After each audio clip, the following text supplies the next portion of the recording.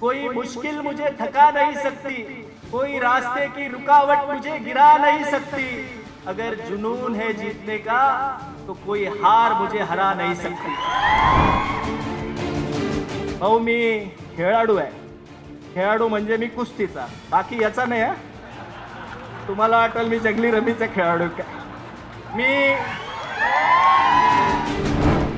कहीं जीत बाकी है, कई हार बाकी है, अभी जिंदगी का सार बाकी है।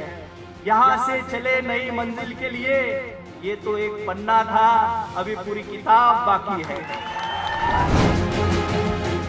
छत्रपति शिवाजी महाराज की, क्रांती सूर्य महात्मा ज्योतिबा फुलेंचा, महामानव डॉक्टर बाबासाहेब आंबेडकरांचा।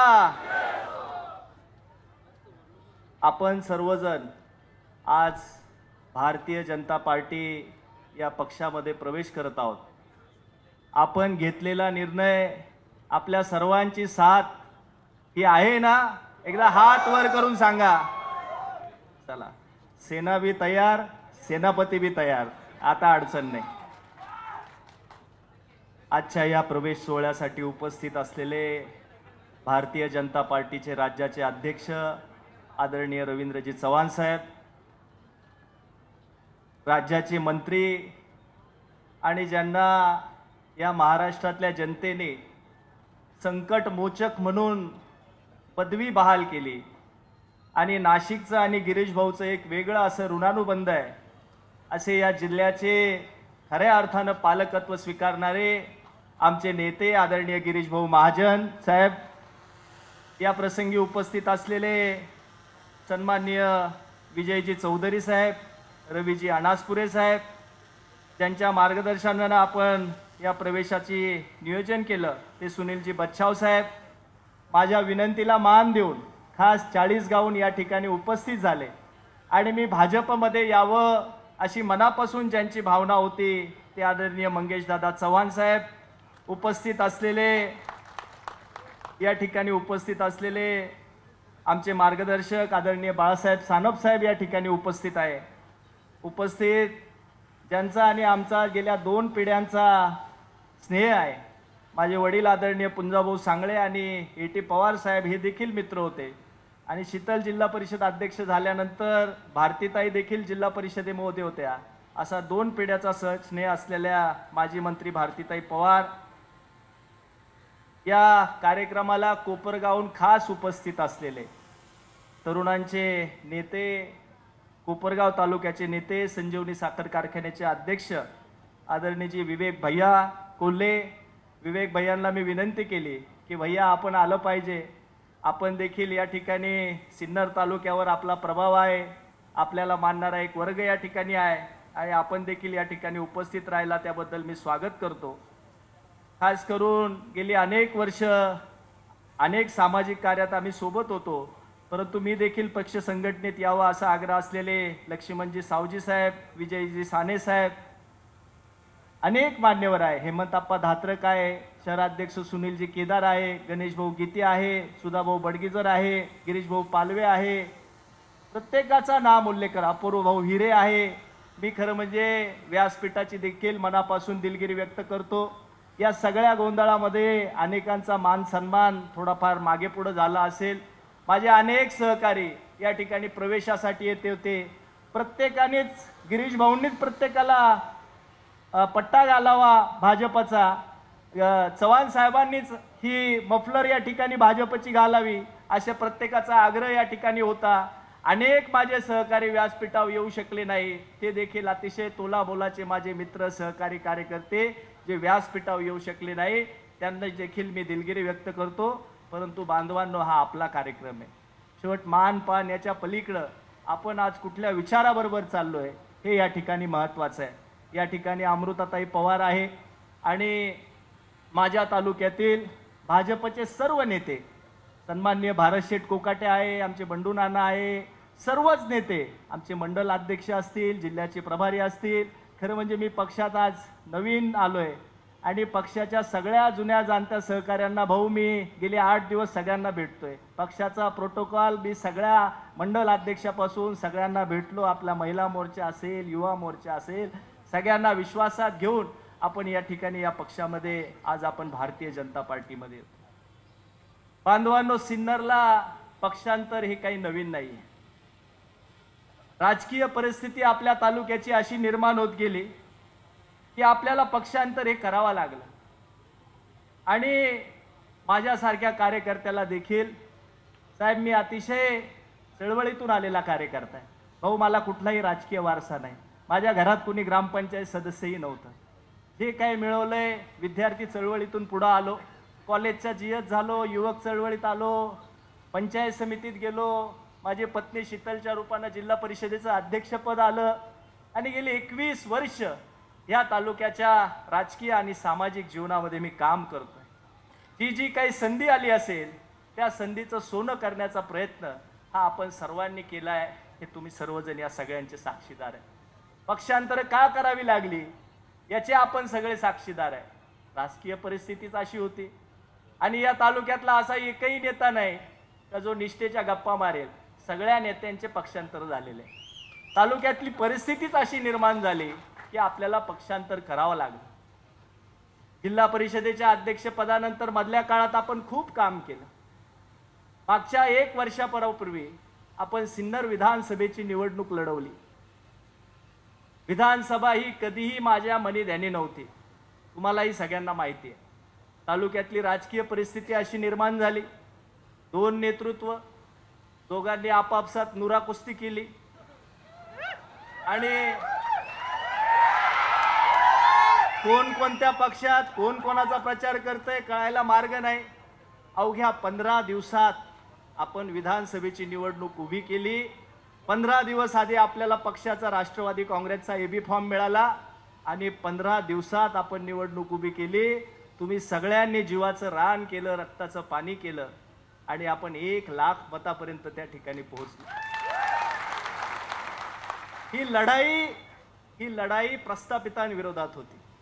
मी विस्थापित आहे. मला कुठला वारसा नाही, कुठलं मोठं आपल्याकडे काही कारखाने नाही, बँका नाही, काही नाही. ही लढाई ही आपण केली. ही प्रस्थापितांविरुद्ध विस्थापित अशी आपली लढाई होती. परंतु लाखभर मतांपर्यंत गेलो ते सामान्य माणसांच्या जीवावर आपण गेलो. एकटा लढत होतो. सगळे नेते हे आपल्या विरोधात होते. सामान्य माणसं घेऊन आपण ही निवडणूक लढवली आणि ही निवडणूक लढवताना आपण पराभूत झालो. लाखभर लोकांची हळहळ, त्यांच्या वेदना या मी बघत होतो. पण आपण निवडणुकीत हारलो. आपण मनाने हारलेलो नाही.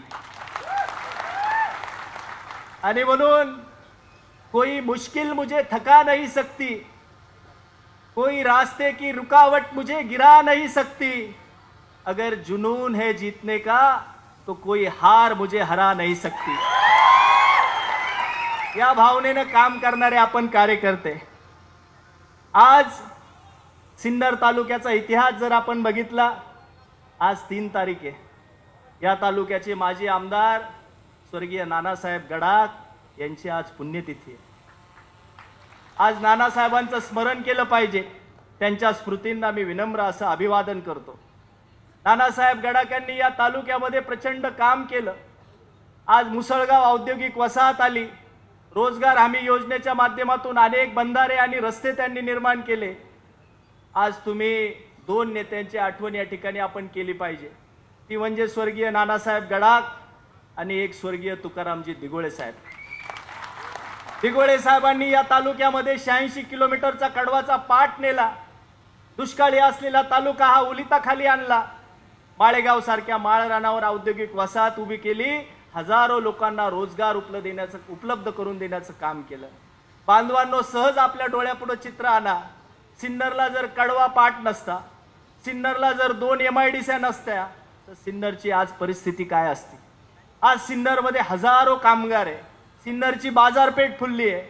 याचं कारण आहे या 2 MIDC आणि शेतकरी जो काही पूर्व भागातला समृद्ध झाला तो कडवामुळे या ठिकाणी झाला. हे शाश्वत विकास या दोन नेत्यांनी केले।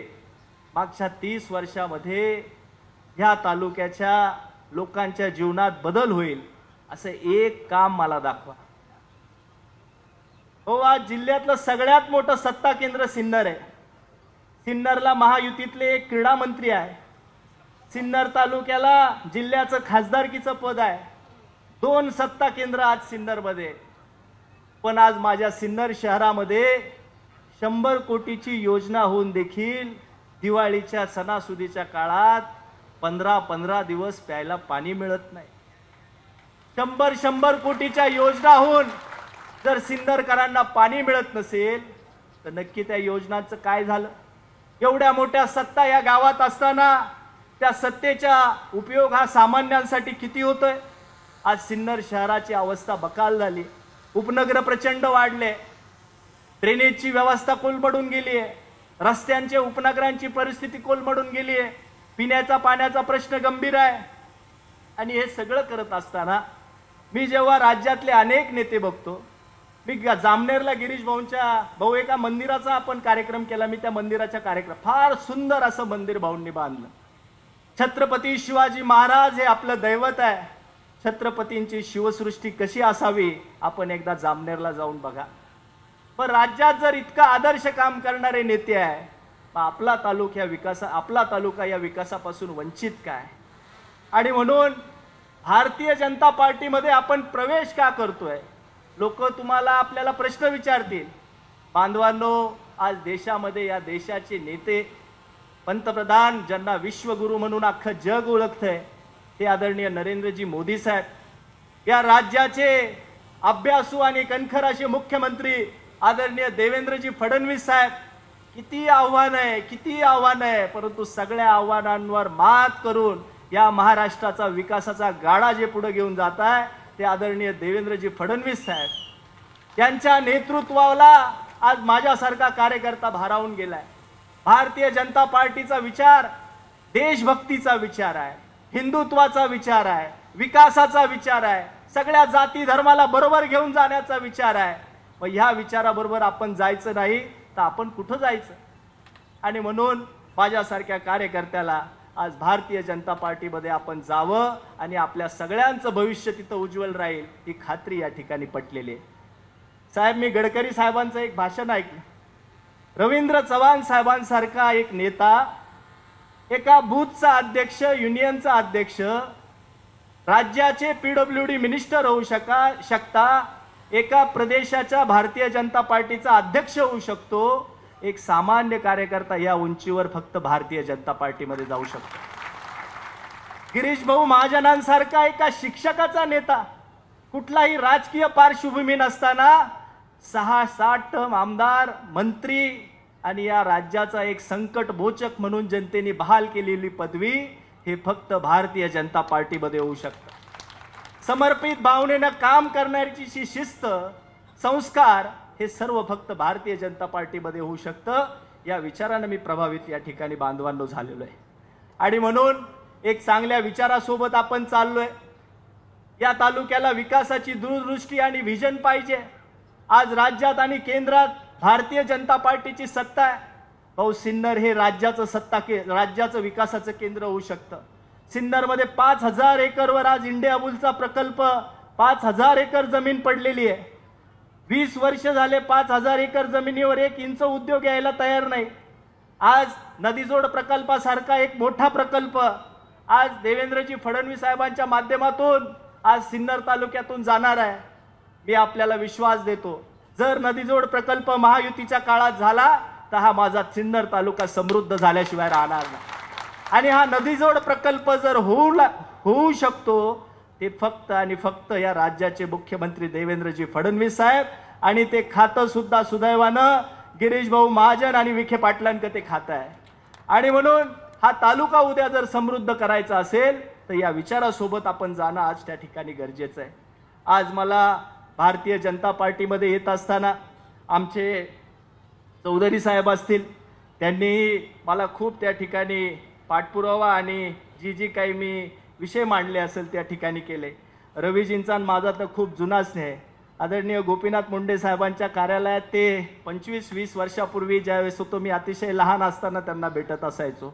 आदरणीय बाळासाहेब सानपांचं आम्हाला नेहमीच एक कुटुंबाचे घटक म्हणून त्यांचं आम्हाला मार्गदर्शन आहे. आमचे मित्र निलेशजी बोरा असतील, गणेशजी गीते असतील, यांचा आमचा हा स्नेह आणि गिरीश भाऊंच्या पाठीशी तर पक्ष जरी विचारधारा वेगळी होती, परंतु ज्यावेळेस आपल्या जिल्हा परिषदेचं जिल्हा परिषद अध्यक्षपद होतं, गिरीश भाऊ पालकमंत्री होते, पक्ष जरी वेगळे असले तरी कार्यकर्ता म्हणून गिरीश भाऊंनी आपल्याला आपली नेहमीच पाठराखण केलेली आहे. बांधवांनो, भाऊंना संकटमोचक का म्हटलं जातं? सिन्नरमध्ये देखील 2 वर्षापूर्वी पुराची परिस्थिती आली. आपल्या गावाबाहेरच्या देवीच्या सरस्वती नदीला पूर आला. अचानक भाऊंचा दौरा लागला आणि घराघरात जाऊन स्वतः पाहणी केली. जमिनीवर उतरणारा माणूस, लोकांचे प्रश्न आणि दुःख समजून घेणारा नेता म्हणून आज गिरीश भाऊंकडे या ठिकाणी पाहिलं जातं. भाऊ, तुमचं मार्गदर्शन आणि तुमचा आशीर्वाद आम्हाला लागणार आहे. शेवट नाशिकमध्ये आणि या सिन्नर तालुक्यात काम करत असताना जसं भारत शेटनी सांगितलं की संघर्ष आमचा मोठा आहे. प्रस्थापितांविरुद्ध आमची लढाई आहे, सत्तेविरुद्ध आमची लढाई आहे. आणि या सत्तेत काम करत असताना माझ्यासारखा एक लहान कार्यकर्ता एक माणूस जोडण्याचं काम करतोय. काहीतरी चांगलं या तालुक्यात घडावं, विकासाचं विजन आणि चांगली दृष्टी घेऊन काम करावं, या भावनेनं मी काम करणारा कार्यकर्ता आहे. आणि तुमचा आशीर्वाद या ठिकाणी भाऊ आम्हाला लागणार आहे. अजित भाऊ चव्हाण या ठिकाणी आहे, त्यांचे देखील मी आभार मानतो. आणि माझे अनेक सहकारी या ठिकाणी उपस्थित आहे, त्यांचंही मी या ठिकाणी स्वागत करतो. भाऊ, मला पक्षात आल्यावर मला माझ्यासाठी काही मागायचं नाही. मला तुमच्याकडे कुठली बदली घेऊन यायचं नाही, कुठलं टेंडर मागायचं नाही, कुठलं कॉन्ट्रॅक्ट मागायचं नाही. मला स्वतःला काहीच मागायचं नाही. मला जे मागायचंय ते हे माझ्या मायबाप जनतेसाठी मागायचं, माझ्या तालुक्यासाठी मला मागायचं. मी राजकीय कामापेक्षा सार्वजनिक जीवनात सामाजिक काम करणारा मी कार्यकर्ता आहे, तुम्हाला माहिती आहे. माझ्या कार्यालयात आला तर दिव्यांग कक्ष आहे. या तालुक्यात रोज दिव्यांगांसाठी मी काम करत असतो. आरोग्याच्या बाबतीत मी पूर्ण वेळ काम करणारा कार्यकर्ता आहे. माझा आदर्श त्या बाबतीत गिरीश भाऊ आहे. भाऊ, तुम्ही रामेश्वर नायकांना विचारा, सगळ्यात जास्त त्रास मुख्यमंत्री सहायता निधीमध्ये माझा असतो. जास्तीत जास्त काम त्या ठिकाणी रोज उठून त्या फायली घेऊन, कोणाचं तरी ऑपरेशन असेल, कोणाचं बायपास असेल, लहान मुलांचे कामं असतील, सातत्यानं या आरोग्यामध्ये काम करणारा मी कार्यकर्ता आहे. माझा मोठ्या प्रमाणात आदिवासी बांधव या ठिकाणी उपस्थित आहे. आदिवासी बांधवांचे खूप प्रश्न आहे. आजही माझ्या तालुक्यातल्या अनेकांचे जातीचे दाखले नाही. वनजमिनीचे प्रश्न मोठ्या प्रमाणामध्ये आहे. घरकुलांचे प्रश्न आहे. याच्यासाठी आपल्याला काम करायचं. समाजातला जो तळागाळातला घटक आहे त्या प्रत्येक माणसासाठी आपल्याला काम करायचं आहे.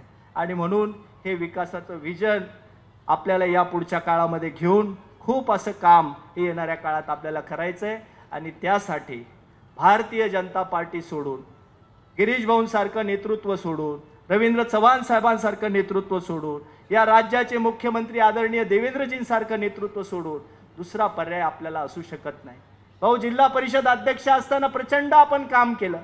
7 तारखेला मुख्यमंत्री महोदयांच्या हस्ते नाशिकच्या जिल्हा परिषदेचं लोकार्पण आहे. भाऊ, त्या इमारतीची पायाभरणी आपण केली. राज्यात 2 जिल्हा परिषद इमारती मंजूर झाल्या, एक बीड आणि दुसरी नाशिक. 55 कोटीची इमारत ही आपण आपल्या जिल्हा परिषद अध्यक्षपदाच्या काळात मंजूर केली. आणि आदरणीय मुख्यमंत्री महोदयांच्या हस्ते आज त्याचं लोकार्पण होत आहे. देशाचे पंतप्रधान नरेंद्रजी मोदी साहेबांच्या उपस्थितीमध्ये आपण या जिल्ह्यातल्या 100 शाळा, शीतल सांगळे जिल्हा परिषद अध्यक्ष असताना 100 शाळा व्हर्च्युअल क्लासरूम केल्या. नरेंद्रजी मोदी साहेबांच्या हस्ते त्याचं पीएमओ ऑफिसमध्ये आपण लोकार्पण केल्या. भारतीताई पवार त्याचे साक्षीदार आहे आणि ताईंच्याच नियोजनातून आपण तो कार्यक्रम या ठिकाणी घेतला होता. राज्यातलं सगळ्यात चांगली जिल्हा परिषद स्वच्छता आणि पाणी पुरवठ्यामध्ये देवेंद्रजी फडणवीस साहेब आणि अमिताभ बच्चन आणि गिरीश भाऊ आणि पंकजाताईंच्या उपस्थितीमध्ये आपल्याला पुरस्कार मिळाला. बांधवांनो, आपण जिल्हा परिषदेचं अध्यक्षपद हे या तालुक्याचं लौकिक आणि गौरव वाढल असंच काम या ठिकाणी केलं. भाऊ, मी खेळाडू आहे. खेळाडू म्हणजे मी कुस्तीचा, बाकी याचा नाही. तुम्हाला वाटेल मी जंगली रमीचा खेळाडू काय.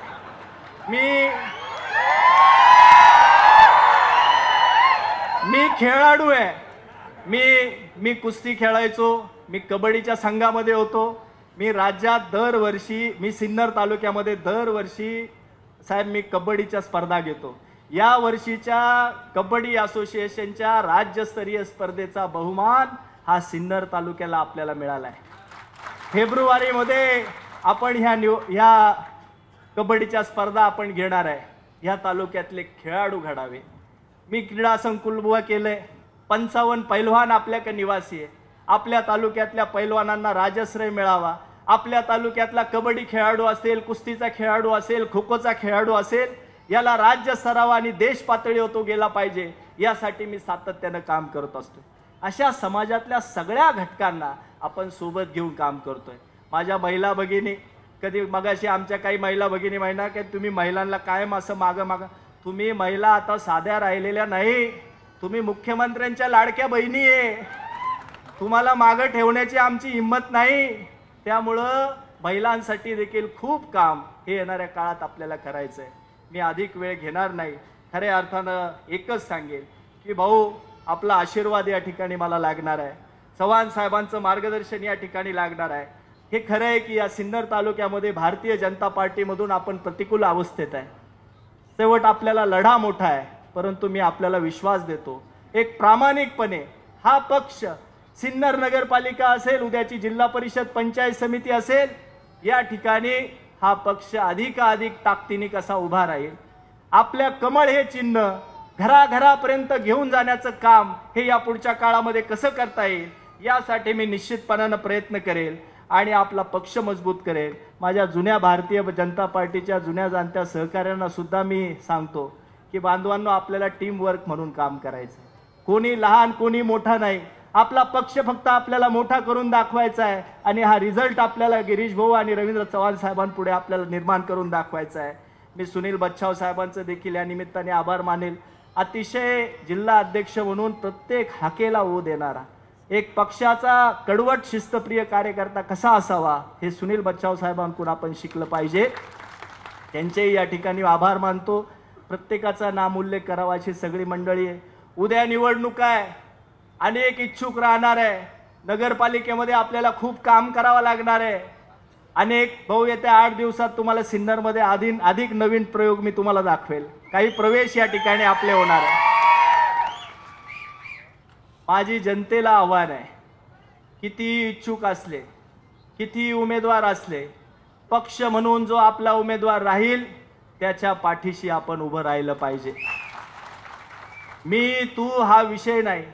व्यक्तिगत स्वार्थ, पद, सत्ता या बाजूला ठेवा.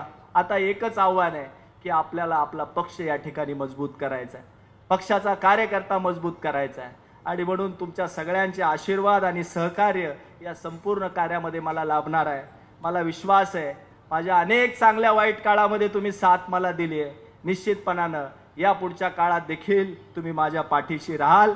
एवढंच सांगेल, कहीं जीत बाकी है, कई हार बाकी है, अभी जिंदगी का सार बाकी है, यहाँ से चले नई मंजिल के लिए, ये तो एक पन्ना था, अभी पूरी किताब बाकी है. आपल्याला खूप लढायचं आहे, खूप संघर्ष करायचा आहे. तुमची साथ आणि आशीर्वाद मला हवे. सगळ्यांना सोबत घेऊन आपण या तालुक्यामध्ये भारतीय जनता पार्टी मजबूत करण्याचं काम या ठिकाणी करूया, हा विश्वास या ठिकाणी देतो. भविष्य काळामध्ये या संघर्षाच्या लढाईमध्ये तुम्ही माझ्या पाठीशी भक्कमपणे उभे राहाल आणि मी देखील तुम्हाला शब्द देतो, जो निर्णय घेईल, ती दिशा घेईल, ती या तालुक्याच्या आणि सामान्य माणसाच्या विकासासाठीच राहील, हा शब्द या ठिकाणी देतो. माझ्या शब्दांना विराम देतो. जय हिंद, जय महाराष्ट्र. जोरात टाळ्या वाजल्या पाहिजे उदय भाऊंसाठी. एक शायर फार भारी लिहितो की जिंदगी का रास्ता आसान नहीं होता, बिना संघर्ष या कोई महान नहीं होता, और जब तक न पड़े हाथोड़े के घाव तब तक पत्थर भी भगवान नहीं होता.